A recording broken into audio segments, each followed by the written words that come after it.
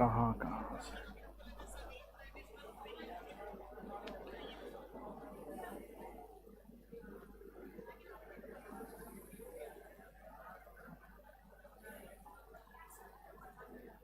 हल्ला बंद कीजिए, हल्ला बंद कीजिए।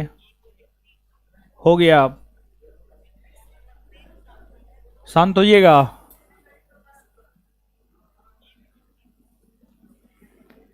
टीवी का इन चल रहा है जी, क्या कर रहा है बैठ करके?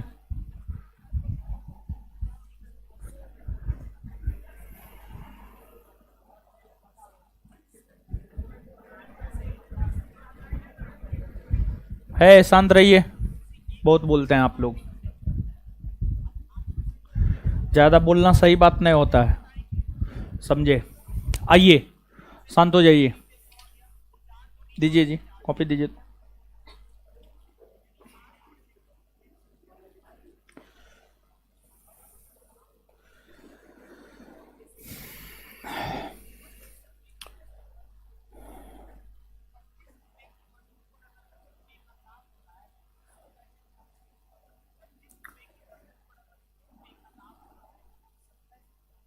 खड़ा होइए तो, खड़ा होइए।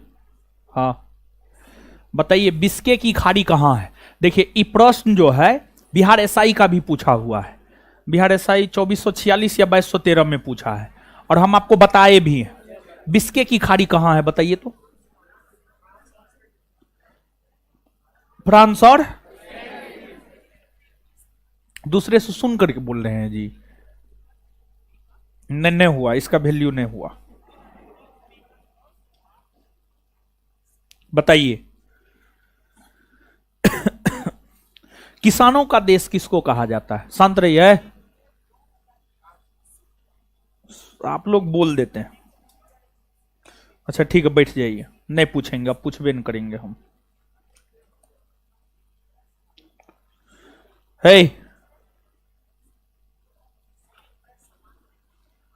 खड़ा होइए तो।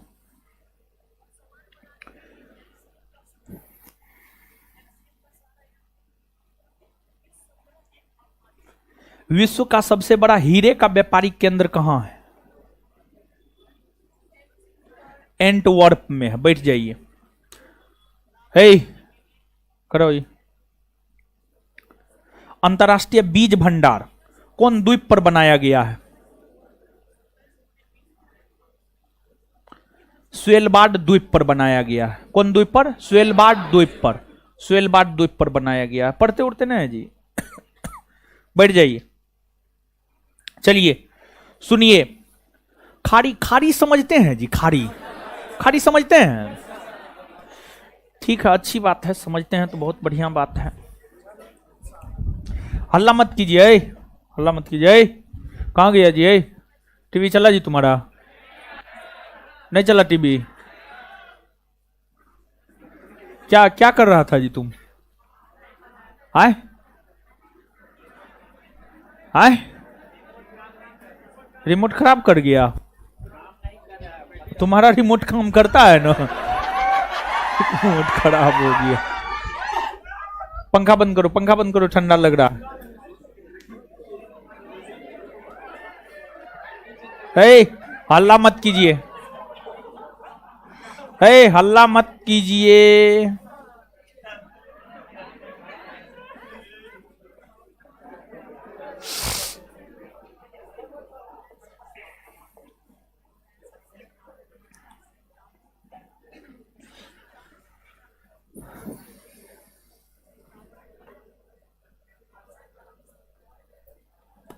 खाड़ी खाड़ी है। हल्ला काहे कर रहे हैं आप? देखिए ये क्या कर रहा है।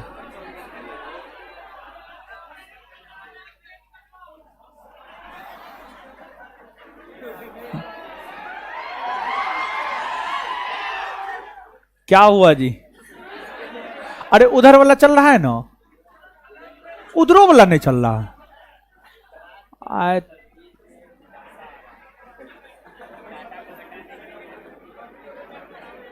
क्लास चल रहा है।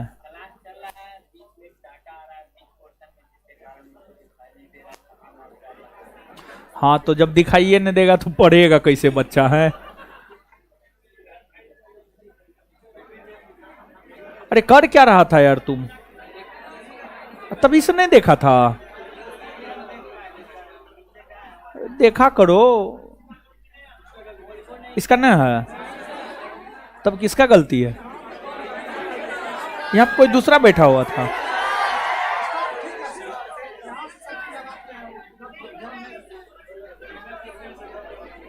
अरे क्या कर दिया है यार तू लोग।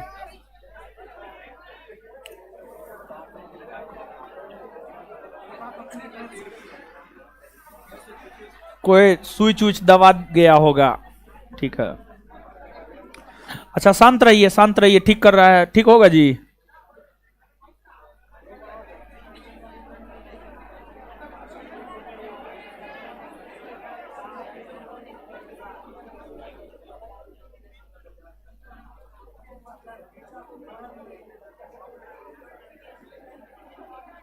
ठीक हो गया।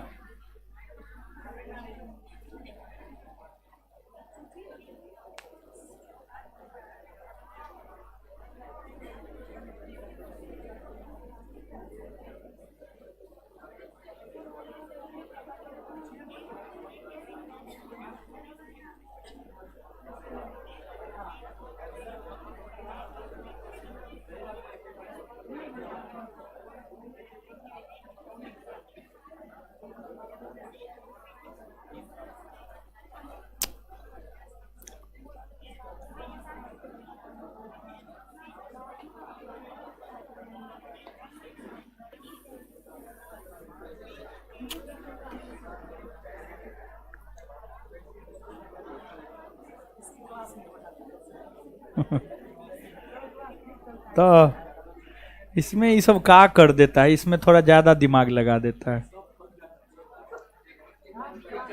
है लास्ट हाफ टाइम काम करता है, थक कैसे जाएगा महाराज है?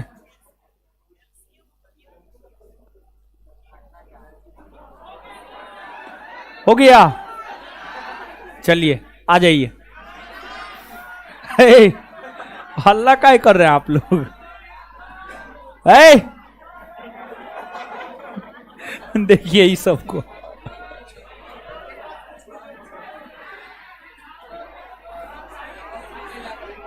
पढ़िएगा कि हम जाए, पढ़िएगा तो शांत हो जाइए, शांति शांति शांति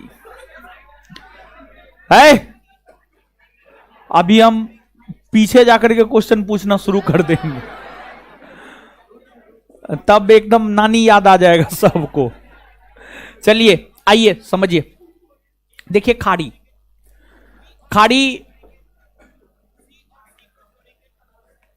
बिस्के की खाड़ी से हम आपको अवगत करवाए हैं, और बिस्के की खाड़ी के विषय में आपसे आपके परीक्षा में भी पूछ दिया गया है। देखिए खाड़ी उस समुद्री भाग को कहा जाता है, देखिए खाड़ी गौर से सुनिएगा, खाड़ी उस समुद्री भाग को कहा जाता है जो तीन तरफ जल से घिरा हुआ हो, सॉरी तीन तरफ स्थल से घिरा हुआ, सॉरी तीन तरफ स्थल से घिरा हुआ, सॉरी तीन तरफ स्थल से घिरा हुआ हो। खाड़ी उस समुद्री भूभाग को कहा जाता है जो तीन तरफ स्थल से घिरा हुआ हो। जैसे यहां पर है आपको कच्छ की खाड़ी, समझ गए, यहां पर है आपको कच्छ की खाड़ी, कच्छ की खाड़ी ये है कच्छ की खाड़ी।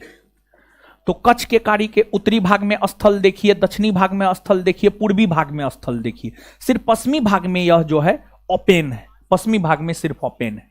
फिर यहां पर खंभात की खाड़ी, यहां पर खंभात की खाड़ी आप पश्चिमी भाग में देख लीजिए, पूर्वी भाग में देख लीजिए, उत्तरी भाग में देख लीजिए, सब तरफ स्थल है, सब तरफ स्थल है।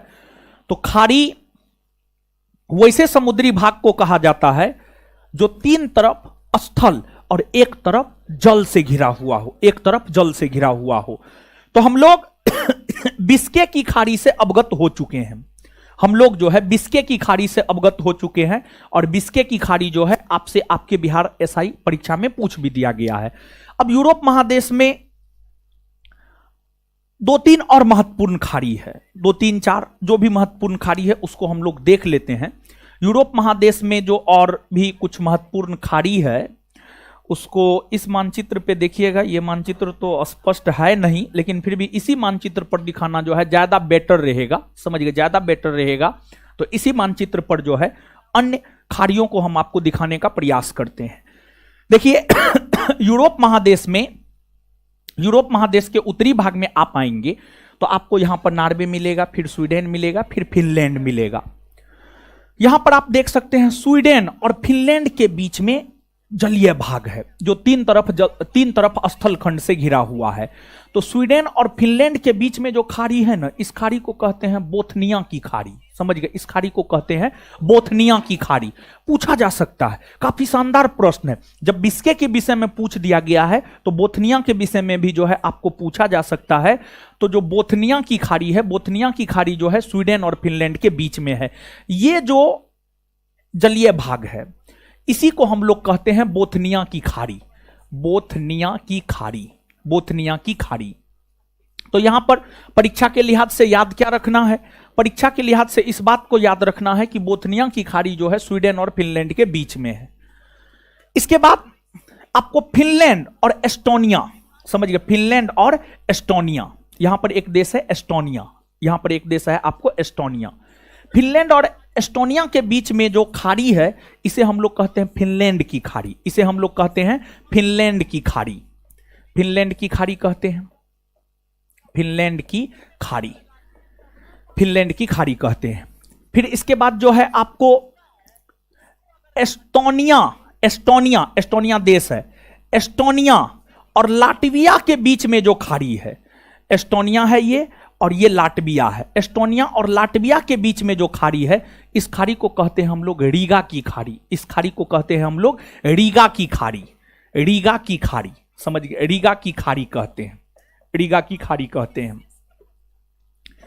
इसके बाद अगर आप पिछले सेशन को याद करेंगे तो आपको फ्रांस को ग्रेट ब्रिटेन से अलग कौन करता है आप याद कीजिए। फ्रांस को ग्रेट ब्रिटेन से अलग करता है इंग्लिश चैनल, इंग्लिश चैनल। तो यहां पर इंग्लिश चैनल भी एक प्रकार का खाड़ी ही है, समझ गए। इंग्लिश चैनल भी जो है आपको एक प्रकार का खाड़ी ही है। और इसके बाद बिस्के की खाड़ी के विषय में तो हम आपको अवगत करवा चुके हैं कि फ्रांस और स्पेन के बीच में जो खाड़ी है यही आपको है बिस्के की खाड़ी। ये आपको बिस्के की खाड़ी है, समझ गए, ये आपको बिस्के की खाड़ी है और ये आपको इंग्लिश चैनल है। और यहां पर आपको रीगा की खाड़ी है, यहां पर फिनलैंड की खाड़ी है, यहां पर बोथनिया की खाड़ी है, यहां पर आपको बोथनिया की खाड़ी है, समझ गए। तो जैसे बिस्के के विषय में आप याद रखे हुए हैं, जिस फॉर्मेट में हम आपको लिखा है स्पेन और फ्रांस, उसी प्रकार से जो है आपको इंग्लिश चैनल के विषय में याद रखना है ग्रेट ब्रिटेन और फ्रांस, रीगा के विषय में याद रखना है लाटविया और एस्टोनिया, फिनलैंड के विषय में एस्टोनिया और फिनलैंड, और बोथनिया के विषय में स्वीडन और फिनलैंड, स्वीडन और फिनलैंड। देखिए परीक्षा के लिहाज से तीन सबसे ज्यादा महत्वपूर्ण है। एक बिस्के, एक बार पूछ दिया है, दोबारा भी पूछा जा सकता है। दूसरा महत्वपूर्ण है बोथनिया और तीसरा महत्वपूर्ण है रीगा, तीसरा महत्वपूर्ण है रीगा। ये तीनों खाड़ी के विषय में आपको निश्चित तौर पर चीजों को याद रखना है, समझ गए। तो नीचे से लिख लीजिए। तो और एक बात और यहां पर और थोड़ा सा जानिए फिर आगे लिखिएगा, यहां पे थोड़ा सा और जानिए फिर आगे लिखिएगा। नहीं तो लिखिए, पहले लिखिए, छोड़िए, लिखिए, लिखिए पहले लिखिएगा। बोथनिया की खाड़ी, यहां पे लिखा हुआ बोथनिया, लगता है लिखना पड़ेगा, लिखना पड़ेगा। बोथनिया की खाड़ी, बोथनिया की खाड़ी स्वीडन और फिनलैंड के बीच, बोथनिया की खाड़ी स्वीडन और फिनलैंड के बीच, बोथनिया की खाड़ी स्वीडन और फिनलैंड के बीच,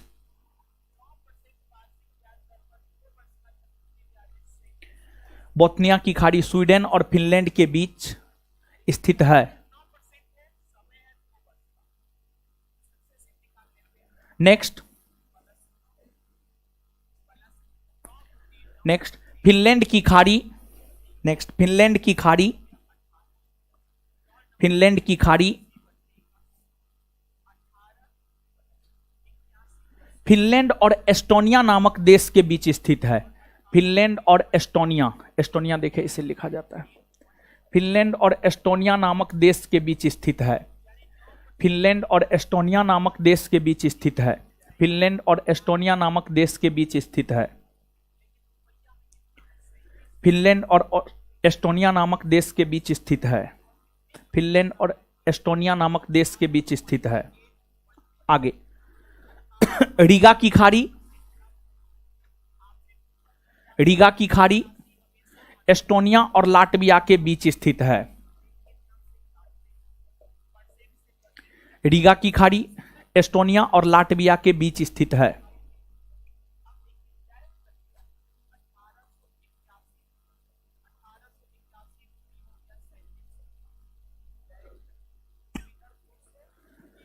रीगा की खाड़ी एस्टोनिया और लाटविया के बीच स्थित है।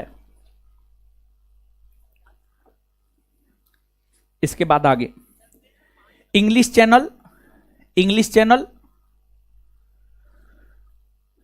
English channel,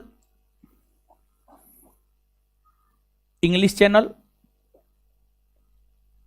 English channel great Britain और फ्रांस के बीच स्थित है। इंग्लिश चैनल ग्रेट ब्रिटेन और फ्रांस के बीच स्थित है।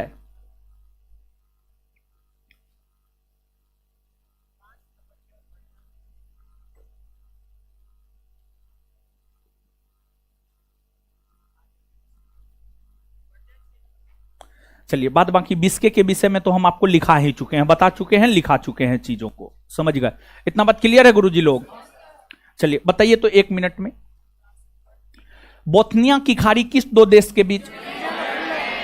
बोथनिया की खाड़ी, इसके बाद फिनलैंड की खाड़ी, फिनलैंड और एस्टोनिया, फिनलैंड की खाड़ी, फिनलैंड और एस्टोनिया, रीगा की खाड़ी, एस्टोनिया और, एस्टोनिया और इंग्लिश चैनल, ग्रेट ब्रिटेन और फ्रांस, बिस्के की खाड़ी, बिस्के की खाड़ी।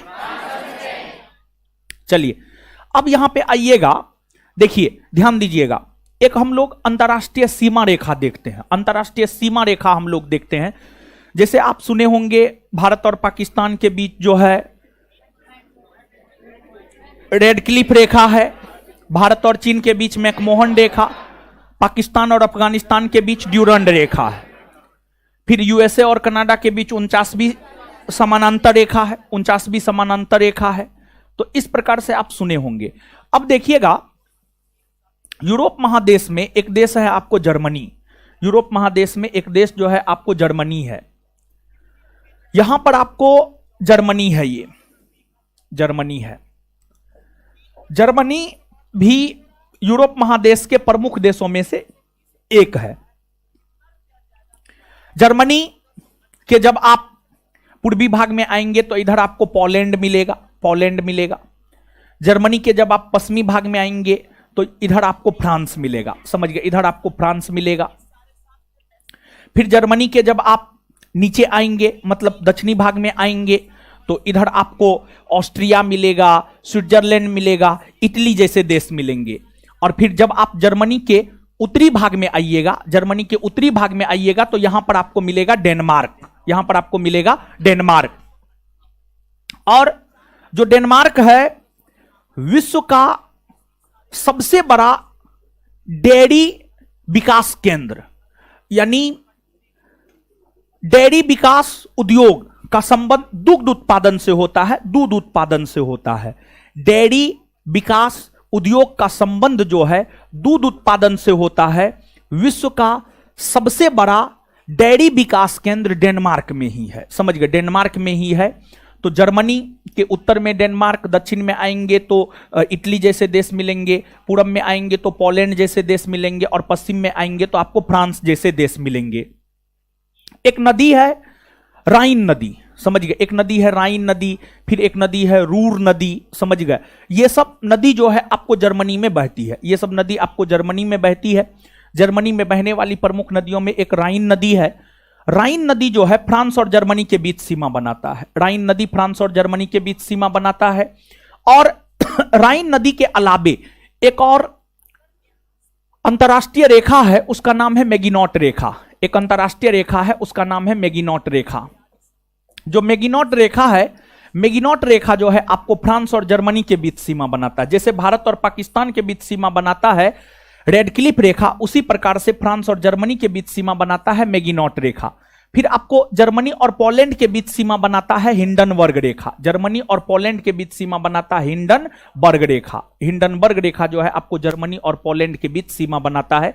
इस बात को आप याद रखेंगे। और इसके बाद आगे आप देखेंगे कि जर्मनी में एक क्षेत्र है रूर, समझ गए, जर्मनी में एक क्षेत्र है रूर। और जर्मनी का जो रूर क्षेत्र है यह आपको खनिज संसाधनों के उत्पादन के दृष्टिकोण से काफी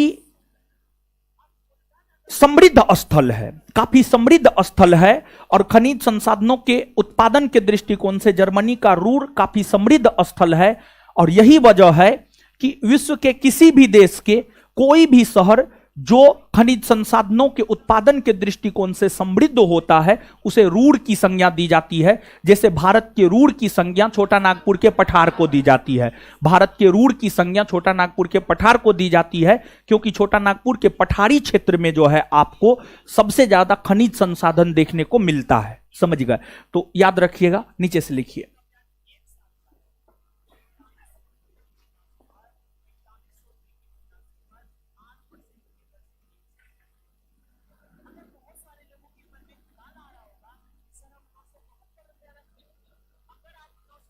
जर्मनी में बहने वाली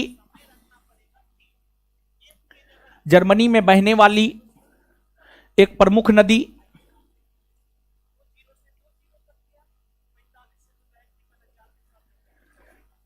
जर्मनी में बहने वाली एक प्रमुख नदी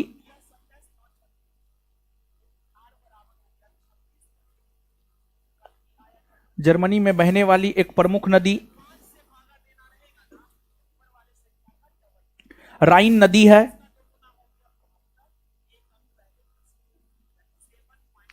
राइन नदी है। यह नदी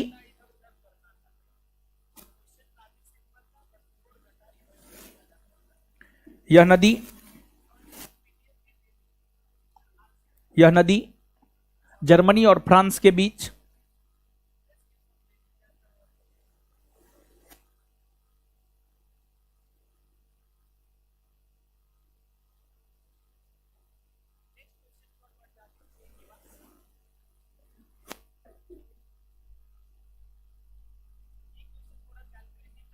यह नदी जर्मनी और फ्रांस के बीच सीमा बनाती है।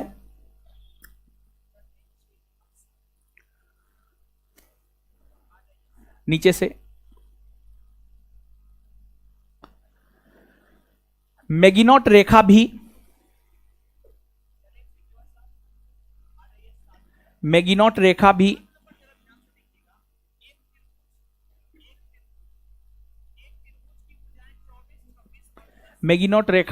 जर्मनी और फ्रांस के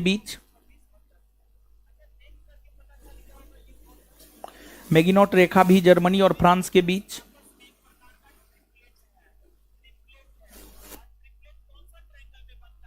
सीमा बनाती है।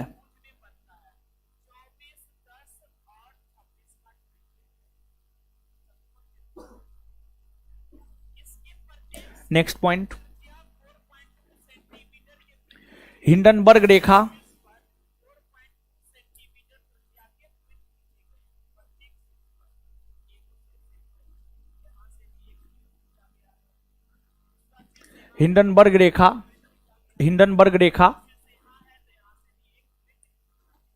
जर्मनी और पोलैंड के बीच सीमा बनाती है। हिंडनबर्ग रेखा जर्मनी और पोलैंड के बीच सीमा बनाती है।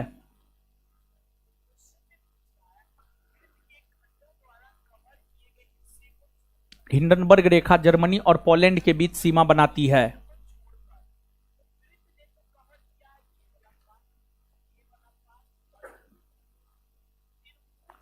नेक्स्ट पॉइंट, जर्मनी का रूर प्रदेश रूर। जर्मनी का रूर प्रदेश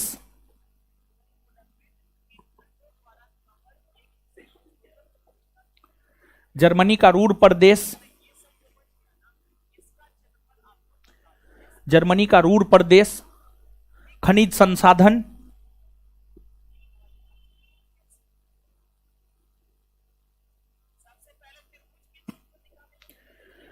जर्मनी का रूर प्रदेश खनिज संसाधन की उपलब्धता खनिज संसाधन की उपलब्धता के दृष्टिकोण से खनिज संसाधन की उपलब्धता के दृष्टिकोण से काफी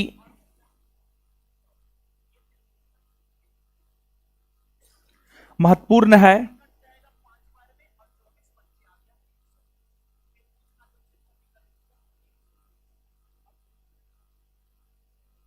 काफी महत्वपूर्ण है।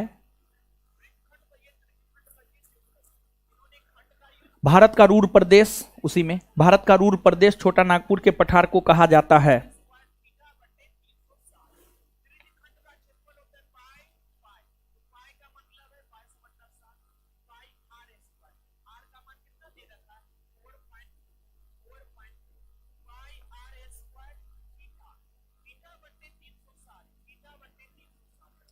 भारत का रूर प्रदेश छोटा नागपुर के पठार को कहा जाता है।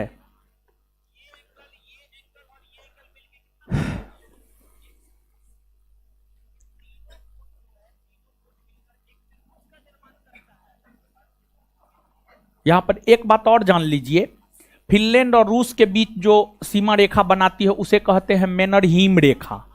मैनरहीम रेखा, मैनरहीम रेखा कहते हैं, समझ गए? ये भी बात आप लिख लीजिए। रूस और फिनलैंड के बीच सीमा बनाने वाली अंतरराष्ट्रीय रेखा को रूस और फिनलैंड के बीच सीमा बनाने वाली अंतरराष्ट्रीय रेखा को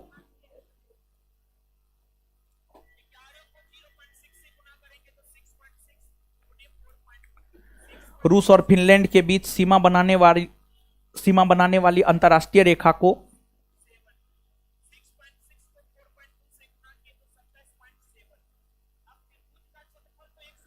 रूस और फिनलैंड के बीच सीमा बनाने वाली अंतरराष्ट्रीय रेखा को मैनरहीम रेखा कहते हैं।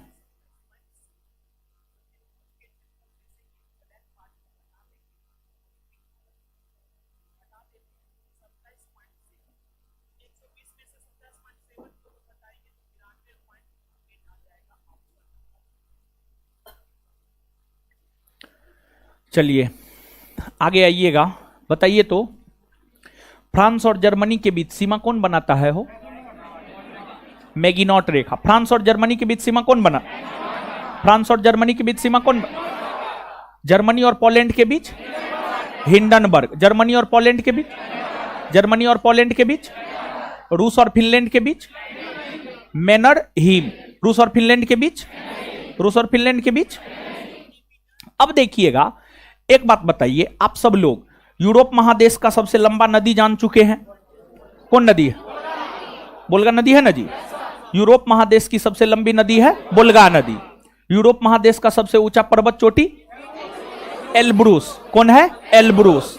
अब यूरोप महादेश में अनेकों झील है, लेकिन यूरोप महादेश में जो अनेकों झील है, उन झीलों में यूरोप महादेश का जो सबसे बड़ा झील है लडोगा झील है। यूरोप महादेश का जो सबसे बड़ा झील है वह आपको लडोगा झील है, और लडोगा झील रूस में है। लडोगा झील जो है आपको रूस में है।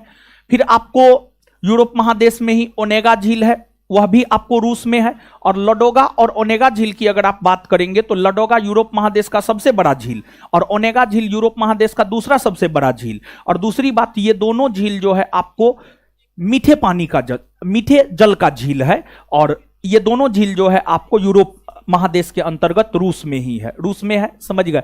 इसके अलावे और भी कई सारे झील है। ऐसे तो अगर आप बात करेंगे फिनलैंड की, तो फिनलैंड को तो हजारों झीलों का भूमि कहा जाता है। यहां पर झील का तो कोई कमी ही नहीं है, समझ गए? तो अनेकों झील है, लेकिन यूरोप महादेश का सबसे बड़ा झील कौन है, यह बात जो है याद रखना आपको जरूरी है। तो नीचे से लिखिएगा, यूरोप महादेश का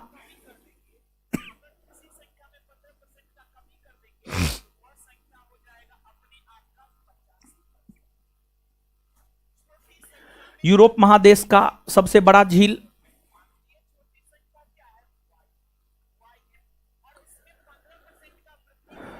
यूरोप महादेश का सबसे बड़ा झील लडोगा झील है।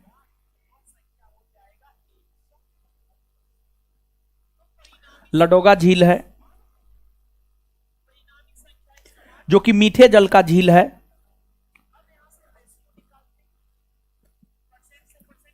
जो कि मीठे जल का झील है। यह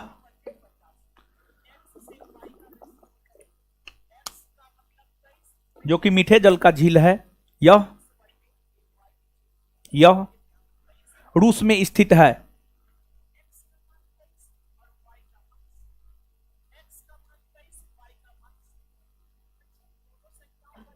वहीं यूरोप महादेश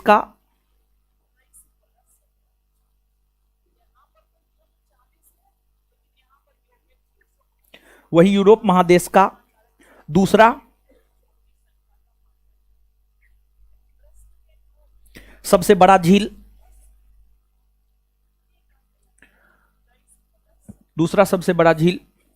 ओनेगा झील है। ओनेगा झील है। ओनेगा झील है। यह भी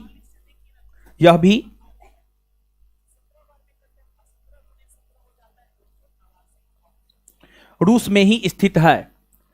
यह भी रूस में ही स्थित है।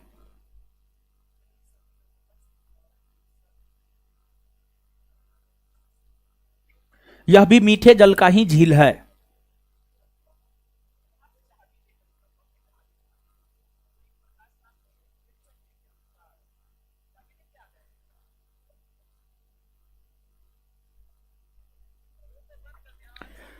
चलिए हो गया।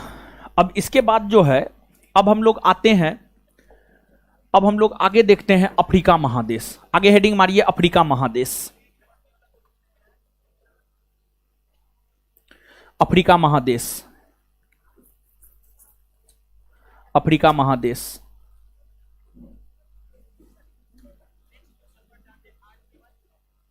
अफ्रीका महादेश।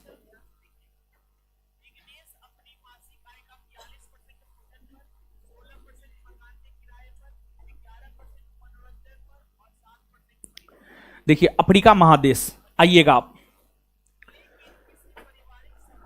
सुनिए समझिए। अफ्रीका महादेश की अगर आप बात करेंगे तो जो अफ्रीका महादेश है क्षेत्रफल के आधार पर एशिया महादेश के बाद, क्षेत्रफल के आधार पर जो है यह एशिया महादेश के बाद दूसरा सबसे बड़ा महादेश है। दूसरा सबसे बड़ा महादेश है। और इस महादेश की अगर आप बात करेंगे तो इस महादेश के विषय में आप पहले भी जान चुके हैं कि इस महादेश से होकर कर्क रेखा, विषुवत रेखा और मकर रेखा, तीनों काल्पनिक रेखा गुजरती है। इस महादेश से होकर कर्क रेखा, विषुवत रेखा, मकर रेखा, तीनों काल्पनिक रेखा जो है आपको गुजरती है। इसके बाद इस महादेश की अगर आप बात करेंगे तो इस महादेश को यानी अफ्रीका महादेश को एशिया महादेश से अलग लाल सागर करता है। यहां पर लाल सागर है और जो लाल सागर है, लाल सागर के जब आप पूरब आएंगे तो इधर एशिया महादेश मिलेगा और जब इधर आप पश्चिम आएंगे तो आपको अफ्रीका महादेश मिलेगा। तो अफ्रीका महादेश को यूरोप महादेश से अलग रेड सी अर्थात लाल सागर करता है।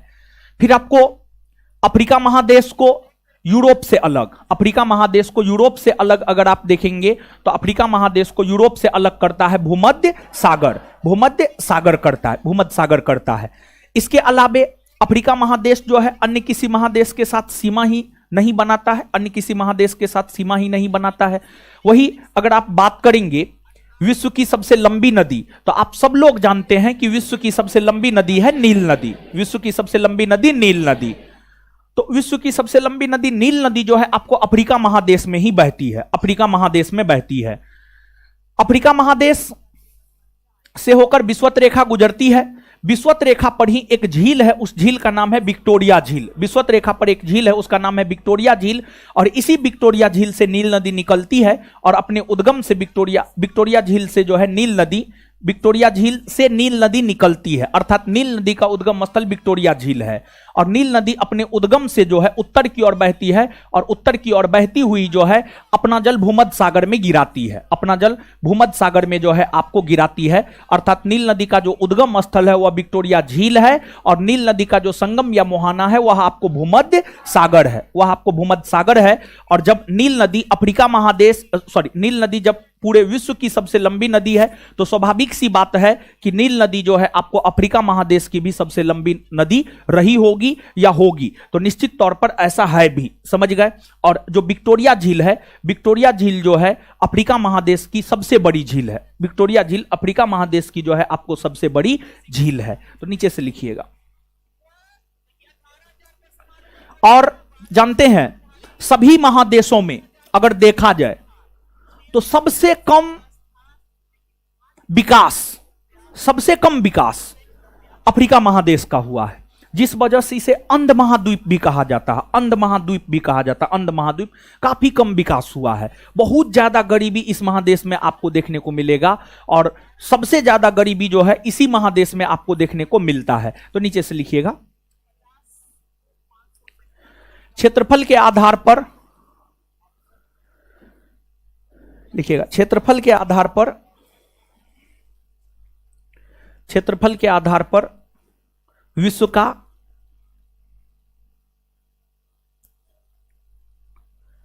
और देखिए आपको जो है प्रादेशिक भूगोल, मतलब अफ्रीका, उत्तरी अमेरिका, दक्षिणी अमेरिका, यूरोप, ऑस्ट्रेलिया, अंटार्कटिका बता देंगे। जब ये चैप्टर खत्म हो जाएगा ना, तो 1 सप्ताह 10 दिन का क्लास लगाएंगे, 1 सप्ताह 10 दिन 15 दिन का क्लास लगाएंगे, इंडियन ज्योग्राफी के ऑब्जेक्टिव को करवा देंगे। ठीक है, इंडियन ज्योग्राफी के ऑब्जेक्टिव को लगातार वे में जो है करवा देंगे। हमको लगता है 3-4 चैप्टर तक हुआ है, उसके बाद के आगे का नहीं मिला है। जलवायु तक हो गया है, नहीं हुआ है जलवायु में कुछ क्वेश्चन बाकी है। ठीक है, उसमें हुआ है कितना क्वेश्चन हुआ? 30-35 हुआ है, उसके बाद का आगे का नहीं हुआ है। कितना तक? ठीक है, तो उसके आगे जो है करवा देंगे, उसके आगे का नोट बन चुका है, नोट हम आपको दे देंगे। और उसके बाद जो है इसको पहले खत्म कर लेते हैं, और इस चैप्टर को खत्म कर लेते हैं। चैप्टर को बीच में छोड़ना सही नहीं रहेगा, इस चैप्टर को खत्म कर लेते हैं, और उसके बाद इंडियन ज्योग्राफी का जो है वो ऑब्जेक्टिव हम आपको करवा देंगे। ठीक है, तो नीचे से लिखिएगा। क्षेत्रफल के आधार पर विश्व का दूसरा क्षेत्रफल के आधार पर विश्व का दूसरा सबसे बड़ा महादेश। ऑब्जेक्टिव करवाने में हमको ठीक नहीं लगता है, समझे? अरे नहीं, छूटने का बात नहीं, हमको कभी भी ऑब्जेक्टिव करवाने में अच्छे लगबे नहीं किया है आज तक न। ठीक है, आज तक कभी इतिहास नहीं रहा है, समझे? उसमें नए मजे नहीं आता है वो। ठीक है, ठीक नहीं लगता है, लेकिन हाँ अब टाइम ही नहीं मिलता। हम सोच रहे थे कि हम अपने सब्जेक्ट का ऑब्जेक्टिव का जो है एक अच्छा वीडियो बना करके जो है रख ले अपना, और विद्यार्थी को दे दे, समझे? हर बैच में दे दे, लेकिन ये पॉसिबल ही नहीं हो पाता। बिट्टू सर तो कर लिए, ठीक है, हमको हो ये नहीं पाता है। अरे हमको ऑब्जेक्टिव करवाने में अच्छे नहीं लगता है महाराज, आप लोग झूठ मूठ का ऑब्जेक्टिव करते रहते। हाँ, क्षेत्रफल के आधार पर विश्व का दूसरा सबसे बड़ा महादेश अफ्रीका है। क्षेत्रफल के आधार पर विश्व का दूसरा सबसे बड़ा महादेश अफ्रीका है।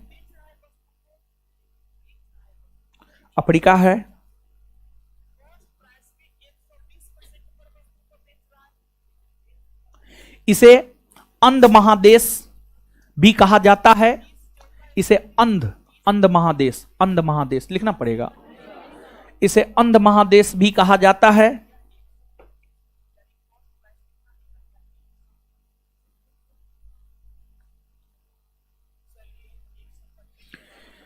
इसे अंध महादेश भी कहा जाता है क्योंकि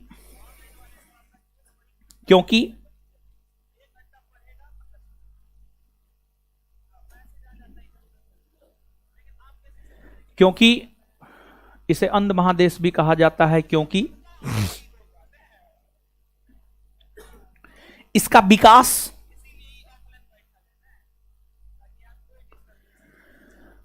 नहीं हुआ है, क्योंकि इसका विकास नहीं हुआ है। नीचे से लिखिएगा, अफ्रीका महादेश को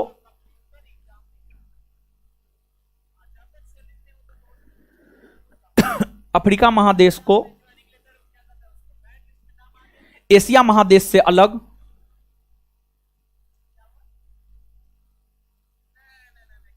अफ्रीका महादेश को एशिया महादेश से अलग एशिया महादेश से अलग लाल सागर करता है।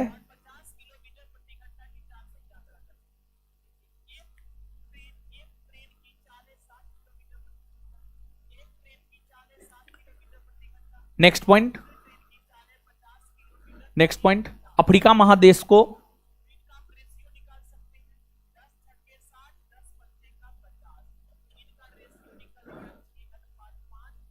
अफ्रीका महादेश को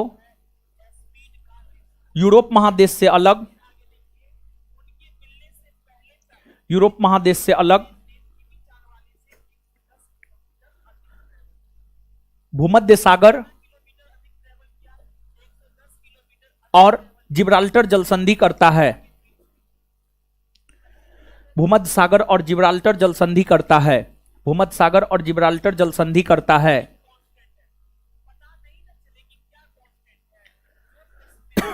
भूमध्य सागर और जिब्राल्टर जलसंधि करता है। भूमध्य सागर और जिब्राल्टर जलसंधि करता है। नेक्स्ट पॉइंट,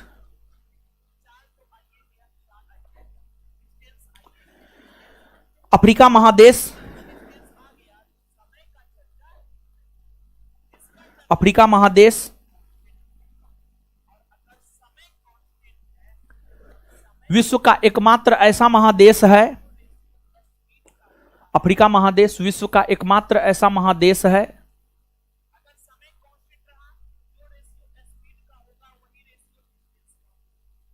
जिससे होकर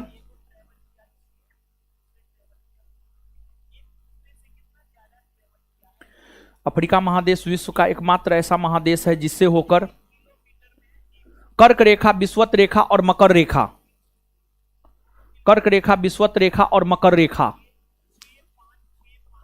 कर्क रेखा, विषुवत रेखा और मकर रेखा तीनों गुजरती है।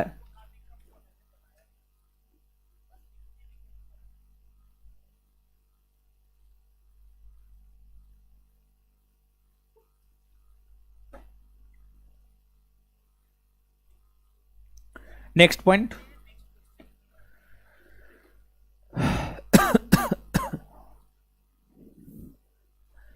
विश्व की सबसे लंबी नदी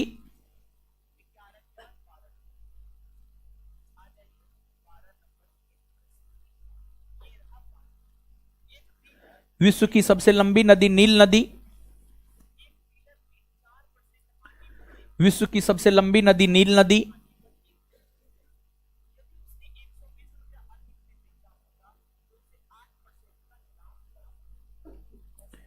विश्व की सबसे लंबी नदी नील नदी अफ्रीका महादेश में ही बहती है।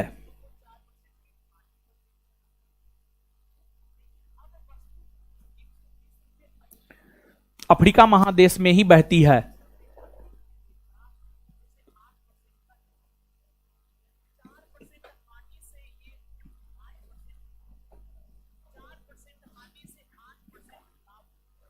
आगे, अफ्रीका महादेश का सबसे बड़ा झील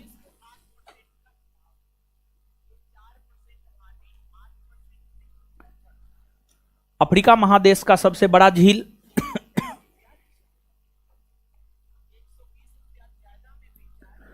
अफ्रीका महादेश का सबसे बड़ा झील विक्टोरिया झील है। विक्टोरिया झील है।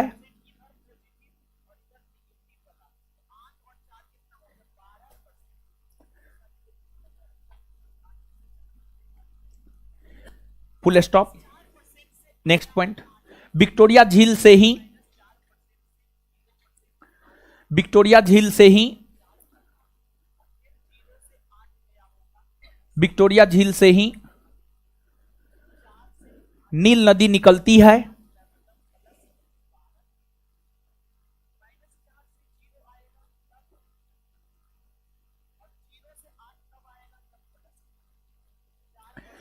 विक्टोरिया झील से ही नील नदी निकलती है।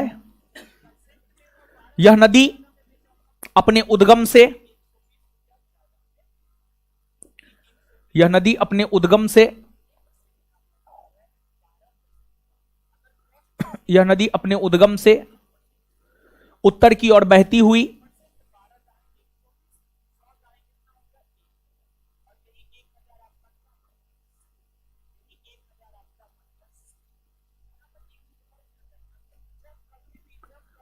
उत्तर की ओर बहती हुई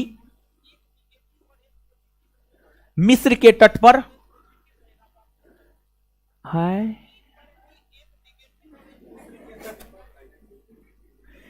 विक्टोरिया झील से ही नील नदी निकलती है, इतना लिख लिए।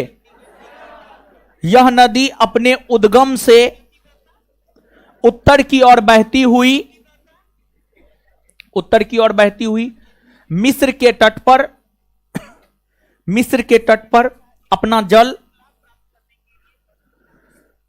मिस्र के तट पर अपना जल भूमध्य सागर में गिराती है। मिस्र के तट पर अपना जल भूमध्य सागर में गिराती है।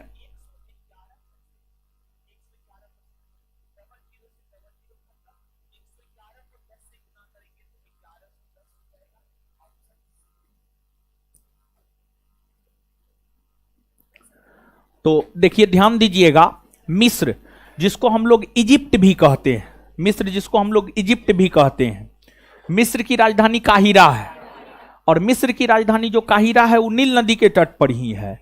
और नील नदी की देन मिस्र को माना जाता है, नील नदी की देन मिस्र को माना जाता है।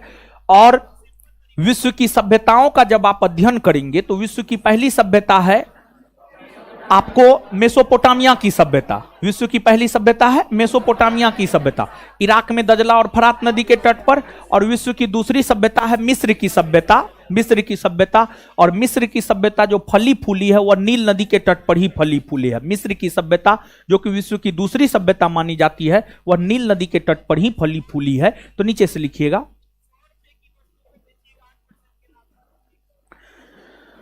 मिस्र की राजधानी काहिरा,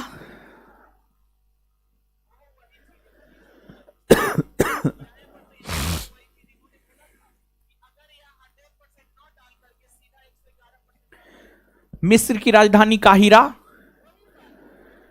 नील नदी के तट पर,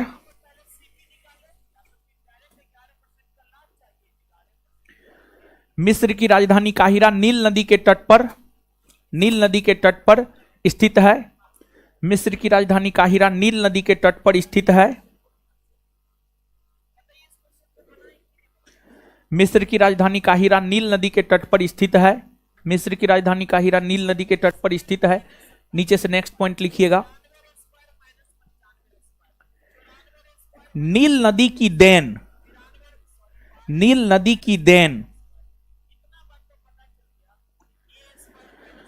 नील नदी की देन मिस्र को माना जाता है।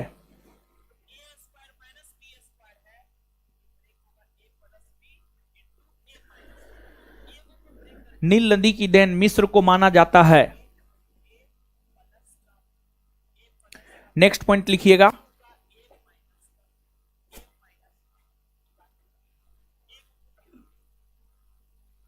नेक्स्ट पॉइंट लिखिएगा,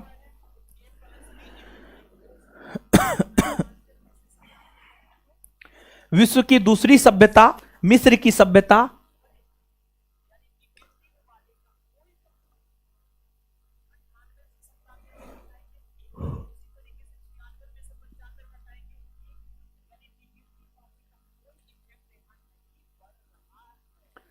विश्व की दूसरी सभ्यता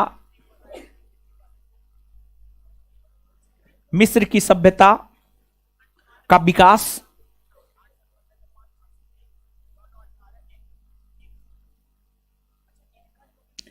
नील नदी के तट पर ही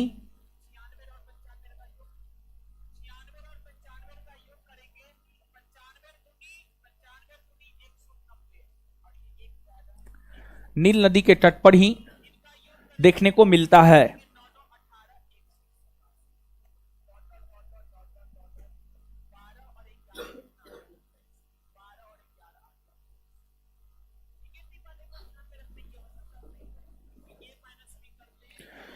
चलिए अब आगे आइएगा गुरुजी लोग, थोड़ा सा सुनिएगा, समझिएगा। देखिए आप सब लोग जानते हैं कि, नहीं जानते हैं तो आप जानिए। एगो प्रश्न पूछते हैं, जवाब दीजिए आप पहले। विश्व का छत किसे कहते हैं? पामीर के पठार को। मतलब पहले जो बता रहे हैं आप चीजों को याद रख रहे हैं, ठीक है, अच्छी बात है। चलिए ठीक है, पढ़ते हैं। हमको तो लगता है ठंडा एकदम कम्बल तान के सोते होंगे आप लोग। चलिए अब आगे सुनिए। देखिए मरुस्थल के विषय में इंडियन ज्योग्राफी को पढ़ाते हुए भी कई दफा हम आपको बतलाए हैं। मरुस्थल यानी बंजर भूमि, समझिए, बंजर भूमि, या फिर यूं कहे जहां पर वर्षा 25 सेंटीमीटर से भी कम हो, उसी को मरुस्थल कहा जाता है।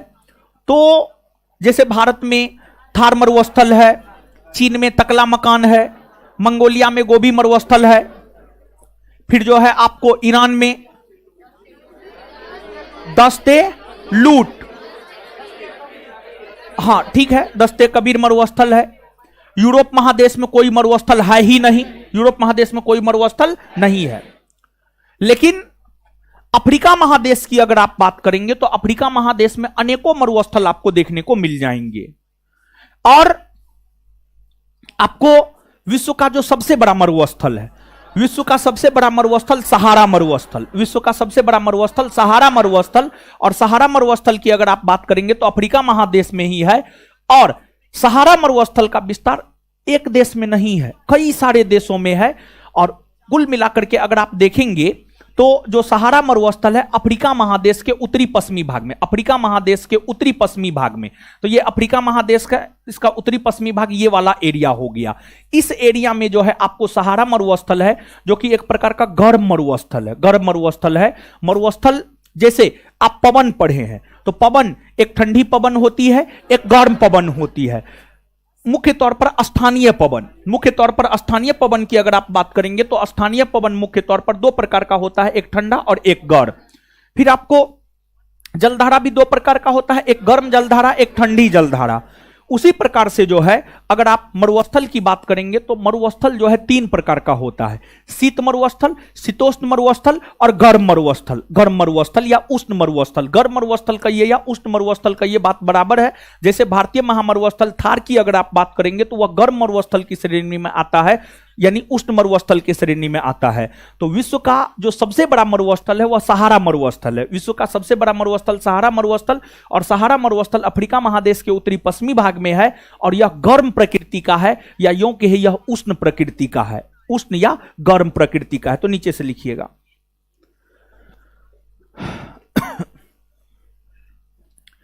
विश्व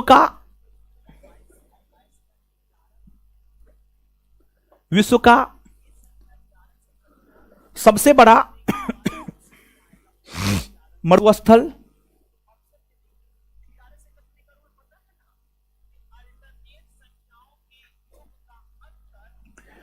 विश्व का सबसे बड़ा मरुस्थल सहारा मरुस्थल है, सहारा मरुस्थल है, जो कि अफ्रीका महादेश के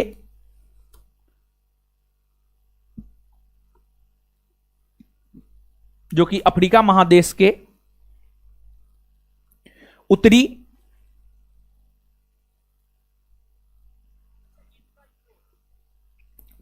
अफ्रीका महादेश के उत्तरी पश्चिमी भाग में है।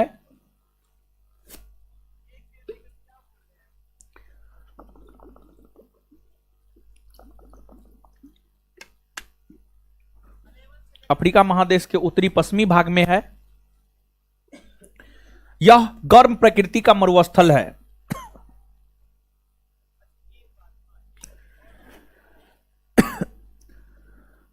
यह गर्म प्रकृति का मरुस्थल है।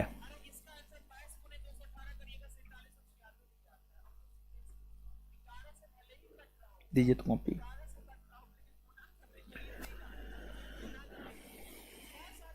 चलिए बताइएगा ये हीरो सब।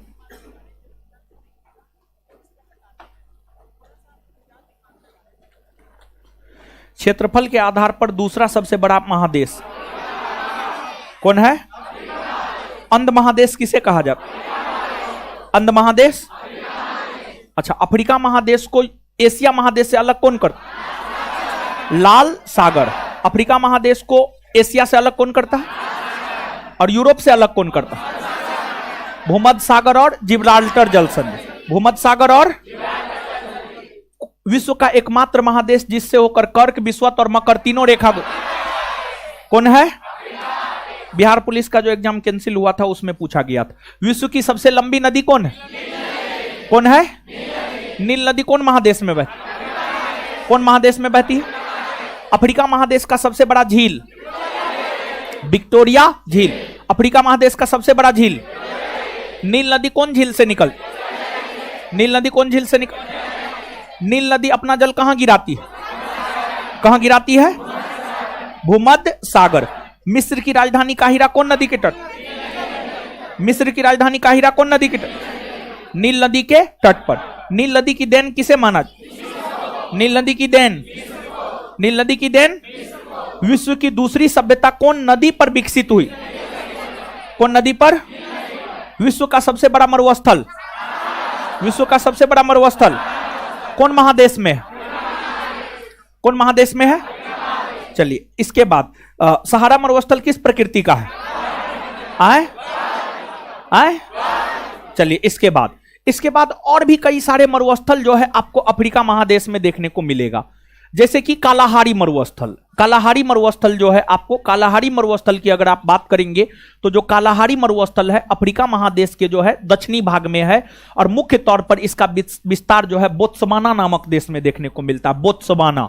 तो नीचे से लिखिएगा कालाहारी मरुस्थल।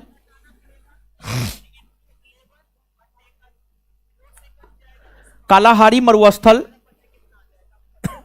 कालाहारी मरुस्थल अफ्रीका महादेश के दक्षिणी भाग में स्थित बोत्सवाना में। कालाहारी मरुस्थल अफ्रीका महादेश के दक्षिणी भाग में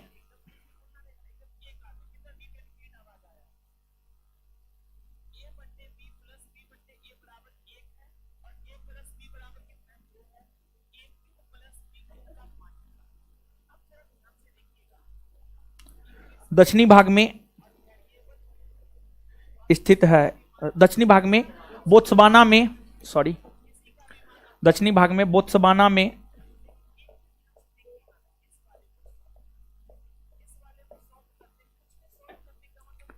बोत्सवाना में स्थित है। और ऐसा नहीं है कि उस मरुस्थल का विस्तार बोत्सवाना में ही है, उसका विस्तार जो है आपको नामीबिया में भी है, साउथ अफ्रीका में भी है, समझ गए। लेकिन मुख्य तौर पर उसका विस्तार जो है बोत्सवाना में है। तो मुख्य तौर पर विस्तार बोत्सवाना में है। ऐसे नामीबिया और साउथ अफ्रीका में भी कालाहारी मरुस्थल का विस्तार देखने को मिलता है, समझ गए। इससे आगे अगले क्लास में हमको निकलने दीजिए, तब आप लोग निकलिएगा। धन्यवाद सभी लोगों का।